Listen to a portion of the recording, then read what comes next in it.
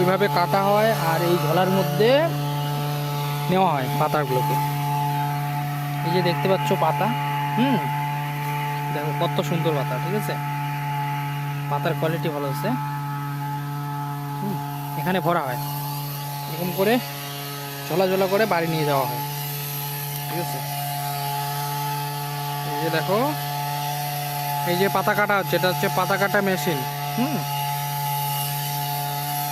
এই মেশিনে 4 জন লাগেই আর কি, আর একজন পাতা নিয়ে যাওয়ার জন্য লাগে।